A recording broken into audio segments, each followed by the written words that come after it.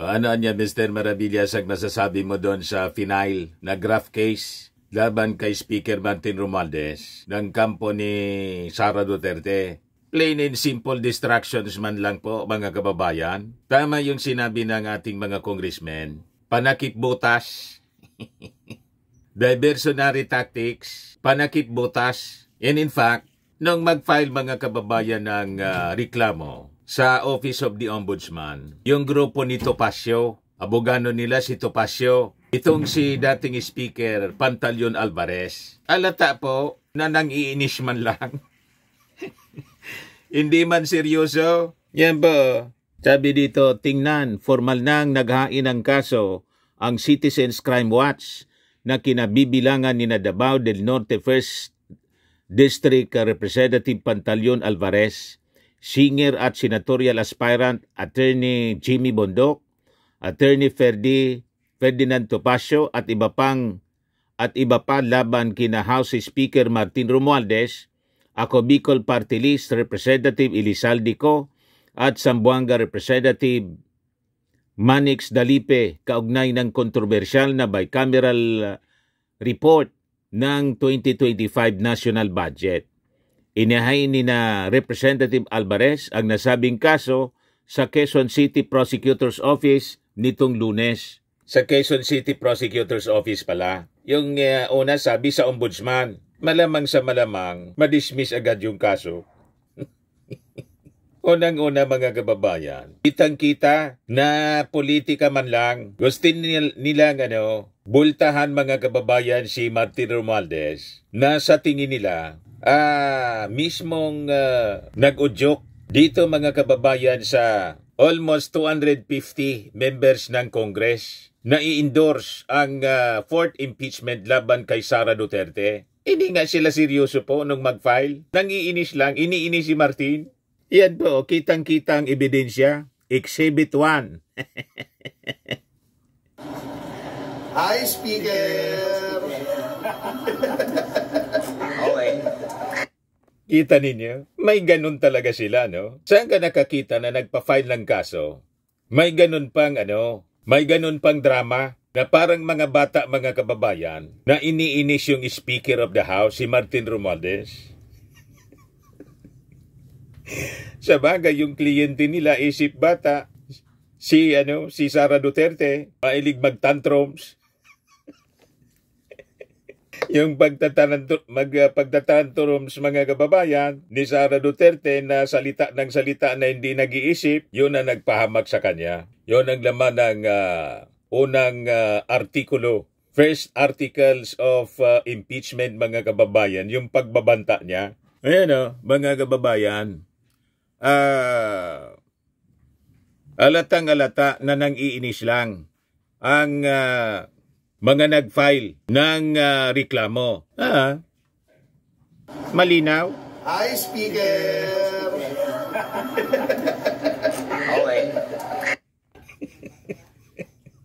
Pinaglalaruan nila mga kababayan ng ang husgado para may magamit magamit lang sila sa kanilang propaganda. Gusto nilang ma-divert yung atensyon ng ating mga mamamayang Pilipino mula sa kaso ni Sara Duterte, yung impeachment case laban sa Vice Presidente. Kaya tama po yung mga ipinalabas na statements ng ating mga matitinong congressmen. Kaya sabi po ni Manix Dalipe, bakit anya kami lang? Dalipe pokes holes into the 2025 budget falsification charge na final laban sa kanila. Kasama si Speaker Martin Romualdez, yung pangunang inakusa nila. Tapos, si dating Committee on Appropriations Chairman Ako Bicol Party List Representative Saldico.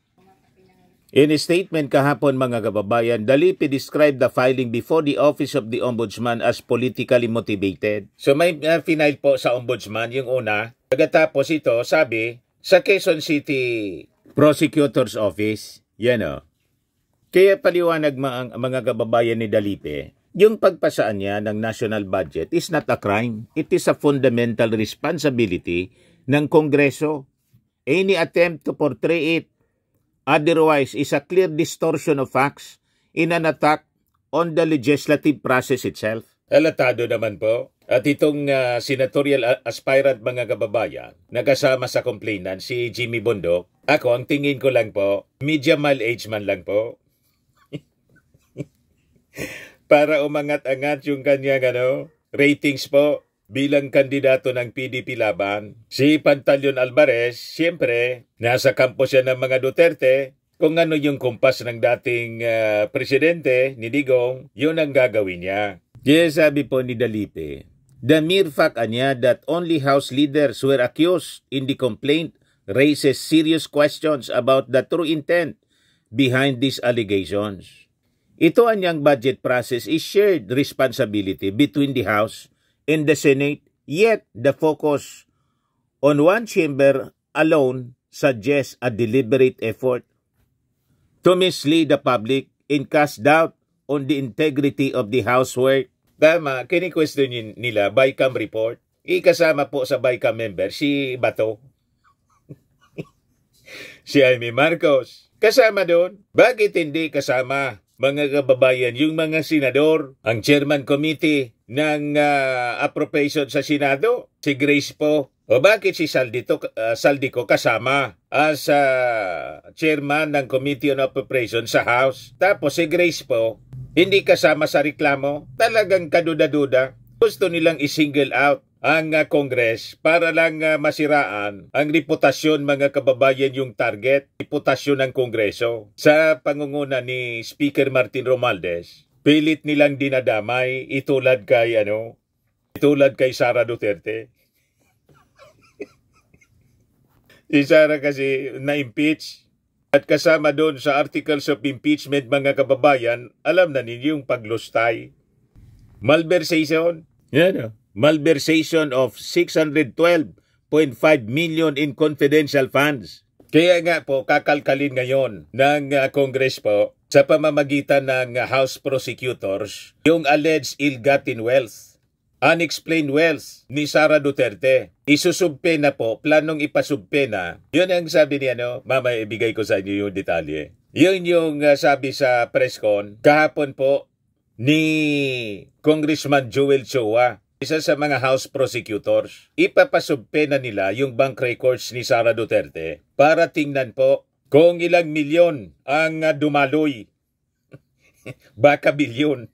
Kasi bilyon na nandito po, malversation of 612.5 million in confidential funds. Yung 125 million, 11 days po linunok. And other than that, yung na-mention po ni dating senador Trillanes na mga bank records na ang sabi, drug money. Yan ang sabi sa mga aligasyon. So going back dito po sa final na kaso kay Martin Romualdez et al., diversionary tactics anya ito, sabi ng mga congressmen. Sinisingle out anya kami, sabi ni Dalipe. Bakit kami lang? Yung BICAM anya, BICAM report na kini-question nila, hindi lang Congress anya yung nagtrabaho niya, pati yung Senado, BICAM nga eh. Yung kaya sabi po ni Dalipe, more telling is the involvement of former Speaker Pantaleon Alvarez as one of the complainants. The majority leader said, referring to the House head, Honcho, during the time of former President Rodrigo Duterte. As a sitting member anya of the House during the deliberation of the 2025 General Appropriations Bill or GAB, he, referring to Alvarez, had every opportunity to raise objections, question allocations, and point out any supposed infirmities during plenary discussions. Yet, he did not. Tama. Kaya nakitaan po ng malaking butas yung reklamo. Bakit niya ngayon kayo magreklamo matapos na ma-impeach si Sara Duterte? Pero during the deliberations, yung reklamo ninyo, hindi man ninyo ni-raise? Tama? Yung sabi ni Dalipe, he silenced niya during the legislative process. And his sudden emergence as a complainant only reinforces the fact that these accusations are not grounded on actual violations, but are politically motivated attacks meant to discredit the House leadership. It is also worth noting that these accusations come at the time when the House is taking a firm stand on accountability, particularly in addressing serious questions surrounding certain budgetary allocations. The timing and nature of these attacks against the House raise suspicions that they are merely retaliatory tactics aimed at deflecting attention from the real issue, the proper and lawful use of taxpayers' money. Gustong ilihis, mga kababayan, yun lang naman. Para i-cover ng mainstream media, kailangan may ipafile na formal na kaso. At least mapag-usapan sa gitna ng impeachment complaint or pagkaka-impeach kay Sara Duterte. Panakipbutas nga po ang tingin, mga kababayan, ng ating mga congressmen. Nasa tingin din natin, tama po yung kanilang suspicion kapag pa-file po ng kaso ni Alvarez laban po kay Speaker Martin at mga kasama. Tapos hindi kasama yung mga senador. Sila lang talaga yung kinasuhan. Malinaw po. Sabi ni Dalipe, the House remains committed to upholding its constitutional mandate, ensuring that every peso in the national budget is spent wisely and for the benefit of the nation. We will not be swayed by political theatrics meant to divert attention from the real issues of transparency and accountability. Tama, dapat ang atensyon po natin, mga kababayan, kung paano nilustay yung pera ng bayan ng Office of the Vice President ng mismong Vice Presidente. Based doon po, mga kababayan, sa Articles of Impeachment. Yan po, ito yung pangalawa sa 7 Articles of Impeachment.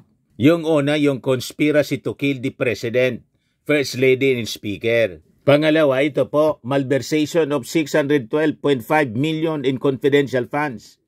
Duterte is accused of misusing and illegally disbursing 612.5 million in confidential funds during her tenure as Vice President and DepEd Secretary. Investigators found, report po ito ng PNA, Philippine News Agency. Yan po ipakita ko sa inyo para baka isipin ninyo, kwento-kwento lang ito. Philippine News Agency, based ito sa kailan to pinpublish? February 5.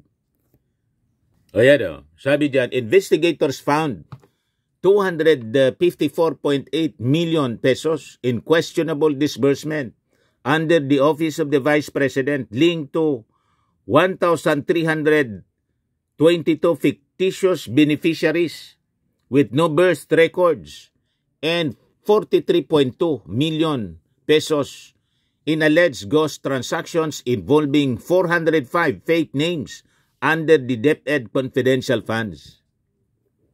Special disbursing officers or SDOs testified that they were ordered to hand confidential funds to unauthorized individuals. These blatant financial irregularities constitute technical malversations, graft in corruption, forming a strong case for impeachment, sabi po ng mga mambabatas.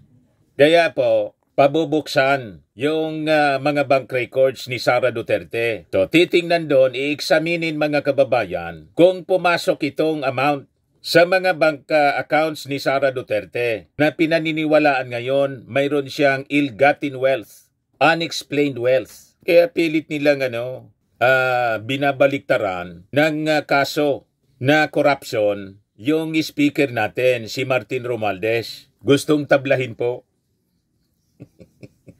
Malabo po yung mga kaso. Kaya sabi rito sa pahayag po ni Congressman Chua, they plan niya on coordinating with the Anti-Money Laundering Council or AMLAC and the Commission on Audit. Chua clarified, however, that it will be up to the Senate to decide whether to grant the request to subpoena Duterte's bank records. That is the call of the Senate President. For us, we will just do what we believe is right based on the law, sabi po ni Chua. He noted that during the impeachment trial of former Supreme Court Chief Justice Renato Corona, the Senate was able to access Corona's financial records through the AMLAC. Corona was accused of amassing ill-gotten wealth and for failing to fully disclose his assets. He was impeached by the House in December 2011 and convicted by the Senate in May 2012. That's around 5 months. So based sa rules, mga kababayan, Chua added that accessing unofficial bank records is not exclusive to impeachment cases at it has also been done in regular court proceedings. The bank secrecy law anya provides an exemption for impeachment cases, and we intend to use all legal means to secure relevant documents in addition to the evidence already present that will aid in the trial. Kakalkalin po yung kayamanan ni Sara, kung paano mga kababayan siya yumaman. Yung mga pasimple-simple po nila. Si Digong, simple lang yung bahay, patuyo-tuyo lang po. Si Sara ganun din, patusok-tusok ng mga fishball sa baklaran, pasimple-simple ng mga pananamit. Paniwala mga kababayan ng karamihan, especially ng members ng Congress, cover man lang po, maskara, para hindi pagdudahan mga kababayan na multi-millionaire or billionaire na po sila. Yan ang paniwala po. Kaya kakalkalin po ng House Prosecutors ang alleged ill-gotten wealth, unexplained wealth ni Sara Duterte. So sabi rito sa balita, Republic Act 1405 or the Bank Secrecy Law classifies all bank deposits as absolutely confidential, barring any examination or inquiry into them. However, the law permits the examination of deposits only under the following conditions. If the depositor grants a written consent in cases of impeachment, upon a court order in cases involving bribery or dereliction of duty by public officials, and when the deposited or invested money is the subject of litigation. Ikasama po mga kababayan yung bribery sa articles of impeachment. So, justified ang request for subpena ng House Prosecutors po sa mga bank records ni Sara Duterte. Yan ba? Duterte is also accused of bribery and financial manipulation within the DepEd. Lawmakers said evidence suggests she approved monetary gifts in bribes to high-ranking officials handling procurement and bidding processes. Among those implicated are former DepEd Undersecretary Gloria Humamil Mercado, Procurement Head, Bids and Awards Committee Member Resty Osias, DepEd Chief Accountant Rona Catalan, and SDO Edward Fajarda. Investigators further showed that lawyer Reynold Monsayak, Duterte's former spokesperson, attempted to rig the DepEd computerization program in favor of prepared contractors, an act violating Republic Act 3019 or the Anti-Graft in Corrupt Practices Act. So kailangan talaga mga kababayan na tingnan yung bank records ni Sara Duterte. Kasi kasama yon sa articles of impeachment, pati yung unexplained wealth. Yan o, unexplained wealth and failure to disclose assets, parte ng articles of impeachment siya. Scrutiny of Duterte's statement of assets, liabilities and net worth or SALN showed a quadrupling of her net worth from 2007 to 2017 without a legitimate increase in income. At least 2 billion pesos in suspicious transactions linked to joint bank accounts shared with former President Rodrigo Duterte and total unexplained income of 111.6 million from 2006 to 2015. Failure to fully disclose assets and sources of income is a culpable violation of Section 17, Article 11 of the 1987 Philippine Constitution, further justifying her impeachment.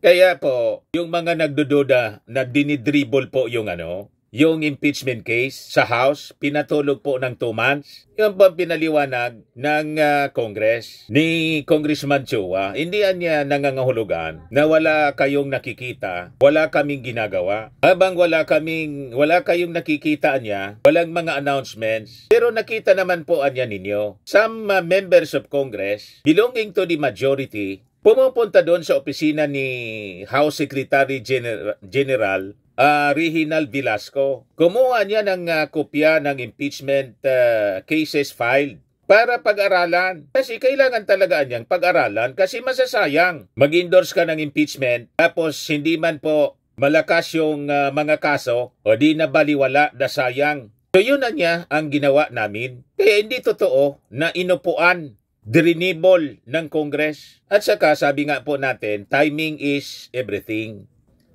Pati nga po itong sinabi ni Chis Escudero na after SONA na masisimulan ang impeachment trial. Ako, okay na rin sa akin po. Kaysa naman simulan agad-agad at hindi na pag-aralang mabuti. At isa pa, kailangan muna na matalo ang mga pro-Duterte senators. Kasi never yan na magiging neutral. Alam na ninyo, yung mga pro-Duterte senators, at least yung mga re-electionists, siguraduhin natin na matatalo sila. Ikampanya sa mga barangay. We have the 250 congressmen. Siguro naman po, lahat ng mga pumirma sa impeachment ni Sara, buong Pilipinas, 250 congressmen. Hawak nila yung distrito, hawak nila yung mga barangay. Alam natin yan. Kailangang diinan ang mga electionist senators na pro-Duterte, pro-China na huwag iboto. Yun ang pwede nating maitulong, mga kababayan. Yes, sabi dito, what are the bank records for? The fourth article of impeachment alleged that Duterte's bank deposits exceeded their total salary as vice mayor from 2007 to 2010 and mayor of Davao City 2010 to 2013, 2016 to 2022. The complainant cited Duterte's SALENS from 2007 to 2012, 2016 and 2017, which showed her net worth rising from 13.88 million pesos in 2007 to 22.12 million in 2012. By 2017, it had doubled to 44.83 million pesos. Matindi po. Ngayon, saan galing yung kanyang kayamanan? Ano yung mga negosyo na hawak, mga kababayan, ng pamilya Duterte, ni Sara Duterte, na pwedeng magbigay sa kanya ng ganyang kayamanan? Kasi kung aasa lang sa sweldo, malabo. O di ba? Yan tingin ko, mamimilipit po si Sara Duterte sa pag-defend. Doon pa nga lang po sa investigasyon. Kaya iwas po siya sa investigasyon ng Committee on Good Government in Public Accountability. Matindi yung drama na ginawa niya po sa investigasyon ng Kongreso na lalo na nagpalubog sa kanya, mga kababayan. And in fact, yung mga pagbabanta na ginawa niya, because of the investigation na ginagawa ng Kongreso, yun ang laman ng first articles of impeachment, yung pagbabanta sa ating Pangulo. Kaya po, nung magpa-press con si Sara Duterte the other day, pinagsabihan na yon ng kanyang mga abogado. Baka niya magwala ka naman, madagdagan yung articles.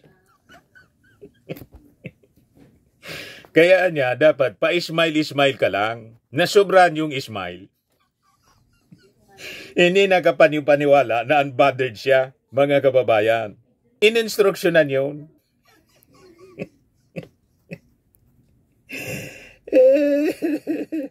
Pero pagkatapos ng press con, malamang nagwala yun. Hindi siya sanay sa ganun eh. Sanay siya sa pagwawala. Diba? Ngayon, sa Senado, sabi kahapon ni Chis Escudero, hindi daw nila pupwersahin si Sara Duterte na mag-attend ng impeachment trial. Sabi dito, Duterte last week said, the senator standing as impeachment court might get intimidated by her presence. Ay, mga senador, payag kayo sa ganon. Senator Chis Escudero, Senate President Chis Escudero, minamalit kayo ni Sara Duterte. Pagkatapos, yung statement ninyo, hindi ninyo pupwersahin si Sara Duterte na mag-attend. Parang tungaw yata yung tingin sa inyo ni Sara Duterte na ang presensya daw, ma-intimidate kayo.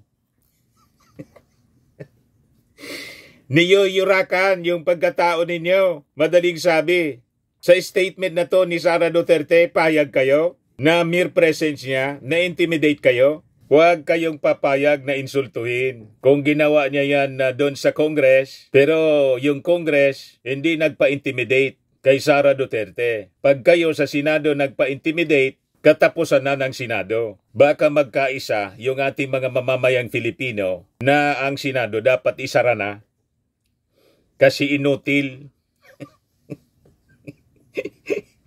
O diba? Nakita ninyo? Pag may mga public hearings, mga kababayan, committee hearings, mas pinapanood mga kababayan yung Quadcom, mga hearings sa Kongreso. Pagdating doon sa Senado, kukunti ang nanonood. Yung interest ng tao sa Senado na wala. Huwag kayong papayag na maging inutil kayo dahil dito sa impeachment ni Sara Duterte. Sabi ko nga po mga kababayan, this is now your time to shine. Magpakitang gilas kayo na pwede kayong umupo as Vice President someday o Presidente. Sabi ko nga, si Chis Escudero, kapag natanggal si Sara Duterte, pwede siya na siyang pumalit.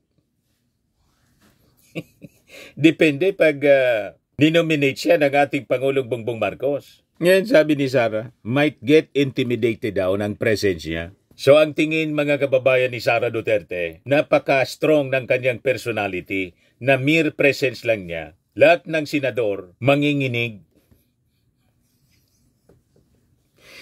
Huwag kayong manginginig sa presence ni Sara Duterte po at ng mga Duterte kasi wala man po ng support. Nag-withdraw na yung mga supporters ng mga Duterte, yung mga Marcos loyalist. Kaya nga po, hindi na makapag-wage sila ng hindi sila makapaglunsad ng people power. Nagtsatsaga sila sa social media. Yun mismo yung minensyon niya, Sa social media na lang niya, wag nang mag-rally. Bakit? Wala man po silang mahatak na mga tao.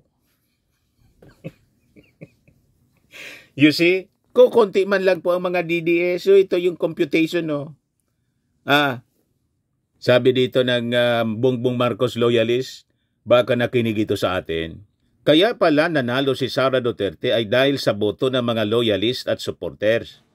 32 million 208,407 yung boto ni Sara Duterte. Sa ating Pangulo, 31,629,783. Mga Marcos supporters siya, Marcos loyalist. Kaya ang DDS, i-minus natin, 578,634 man lang. Sabi ko sa inyo, yun ang tama na computation. Kitang-kita po sa meeting di Avance nga 32 million na boto ni Sara daw. O yan, Marcos loyalist po. Yung kay Sara na mga supporters, ito lang Napakalinaw po. Paano ma-intimidate kayo mga senador? Huwag kayong matatakot. Pati nga doon sa Mindanao, majority sa mga congressmen ng Mindanao bumoto para sa impeachment ni Sara. 70% na mga Mindanaoans. Ang tawag po sa mga congressmen, representatives. So they are representing the people of Mindanao. 70% ng tao sa Mindanao represented by their congressmen. Gusto nang matanggal si Sara Duterte. So, pati sa Mindanao, natira sa mga Duterte, 30% na lang. So, paano matakot kayo, mga senador? 250 congressmen. Kung 250 congressmen, i-average na lang po natin sa 180,000 per congressman ang bumoto. Ilan yon sa buong Pilipinas? Bawat distrito po, 45 million Filipinos. Filipino voters represented by our 250 congressmen ang ayaw na kay Sara Duterte. Ganyan po overwhelming support na ma-impeach si Sara Duterte. Congressmen are representatives of the people. Kaya nga tawag sa Congress, Congress of the People, of the Filipino people. Ang matakot dapat kayong mga senador. With 250 congressmen na sumuport sa impeachment, pag kinontra ninyo yan, ikakampanya kayo nitong mga congressmen na huwag kayong iboto sa kanilang mga distrito. Ijadyang kayo sa kada distrito ng 250 congressmen all throughout the country. Naintindihan na ninyo mga senador? Balikan natin si Chis Escudero. Pero sabi po ni Chis Escudero, she is free to say that to say what she wants to say. I doubt if that would happen, Anya. She is free to say what she wants. Reaction doon mga kababayan sa sinabi ni Sara na baka ma-intimidate lang yung Senado sa presence niya. If she needs to attend, he will make her attend. We will make her attend. If she does not need to attend, we won't force her because that is her right. To waive her right to appear unless it is necessary or needed. So conditional yung statement mga kababayan ni Cheese Escudero. Madaling sabi, hindi man sila magpapa-intimidate. Mabuti naman, Cheese. Huwag ipahiya ang pagiging Uragon. Ang ang term na Uragon sa Bicol, magaling. May iba pang meaning ang Uragon. May negative, may positive. Ang isa pang meaning ng Uragon, sa negative naman po, yung pagiging Duterte, arugante. Pero ang pagsasalita ng Uragon na arugante, doble na Uragon, urag-uragon. yan yung taong yan, urag-uragon. Ibig sabihin, arugante, tulad ni Sara Duterte, urag-uragon. Pero yung isang word lang pong uragon, positive ang connotation yan. Ibig sabihin, magaling. Uragon ka ayanoy, magaling ka anyanoy. Positive connotation. So, yung mensahe ni Cheese Escudero po, kababayan natin, may balance po. Kung kailangan mag-appear si Sara, kailangan niyang mag-appear. At hindi po magpapa-intimidate yung Senado. Kasi sabi rito, asked how she would be treated, the Senate President said it would depend on what capacity she would attend. Kung witness siya, uupo siya doon sa witness stand. Pwede siyang i-cross-examine. Hindi siya pwedeng tumistigong, ito lang sasabihin ko, hindi na ko magsasalita pagkatapos nito. Hindi pwede yon. Hindi pwede yon warning po yon ni Cheese Escudero, Sara Duterte. Hindi pwede. Yung mga inasta mo doon sa Kongreso, hindi pwede dito sa impeachment trial. Kahit vice presidente ka, kahit isa kang Sara Duterte, hindi pa-intimidate. Hindi papasindak sa iyo yung Senado. Hindi yun hayaan as an institution mga kababayan. Sa laulain ng isang Sara Duterte, ng isang Duterte po, ang Senado bilang isang institusyon. Yan ang malinaw sa basa natin sa mensahe ni Cheese Escudero kahapon. Yan Hindi siya pwedeng tumistigo. Ito ang sasabihin ko. Hindi na ako magsasalita pagkatapos nito. Hindi pwede. Hindi pwede yun Tulad ng hearing po sa budget niya na may binasa na lang po na sagot paulit-ulit na binabasa ni Sara na parang salmo responsorial sa simbahan. Hindi yun hayaan ng Senado ni Cheese Escudero. Pag hindi siya mag-attend, kasi matigas ang ulo niya talaga, mapapadali ang conviction. Di ba? Ganon ang mangyayari niyan. So, any direct testimony must be subject to cross-examination niya before it is considered admissible. Pwede siya magsalita kung gusto niya, pero kung hindi siya magpapa-cross-examine, may karapatang i-strike yung testimonyang yon. Escudero said she would be treated depending on the capacity she's attending. Might it be as a lawyer for herself, as a witness, or as a spectator? Why will we not accord respect to her or her office? Of course we will. Yung Kongreso po, nirespeto siya bilang vice presidente. Hindi siya binastos. Ganon din mga kababayan sa Senado. At makikita ninyo, kalmado yung ating mga congressmen during the investigation. Tingin ko ganon din sa Senado. Magiging kalmado. Kung may magwala man po, hindi po yun senador. Malamang si Sara mismo. Kung mayroon mang senador na magwala, siguradong kaalyado ni Sara. Si Bato. Mahilig yun sa pasigaw-sigaw si Bato. Pero I doubt kung ayaan yun ni Cheese Escudero na magsigaw-sigaw siya doon. Baka expel siya. Ipipetition nga siguro ng House Prosecutors na itong apat na members ng Senado, yan kung manalo pa si Bato. Pero kung matalo lahat ng re-electionistang kaalyado ni Digong, wala nang dapat na ipetition pa. Na mag-inhibit mga kababayan sa impeachment trial. At itong ating programa mga kababayan, atid sa inyo nitong ating mga sponsors. Firmax Firming and Lifting Cream. Pinapay po sa mga pulses in affected area. Mainam po ito sa mga pains at paninigas ng mga kaso-kasuan. Ito sa mukha naman yung application, anti-aging, Automax po siya. Ito ay Glow Zero mga kababayan. Whitening po siya. Made in South Korea. Ito naman po, Ningxia Red Mix Fruit Drink. Gawa po siya sa goji berry. May anti-cancer properties po siya. At sa mga nagana po ng malinis and spacious fitness gym, pumunta lang po kayo sa aming Colossal Fitness Gym. May Grab car rental din po kami. At bills payment po sa aming office. At saka sa mga mahilig po sa mga imported bags, manood po kayo sa live selling ni Madam Aileen Rosales sa kanyang Aileen Closet po. Pati mga shoes, ito yung kanya po. Ito yung kanyang page. Kita ninyo, napakagandang mga online selling po siya. Si Madam Aileen Rosales. Cellphone number niya po 773-798-7816.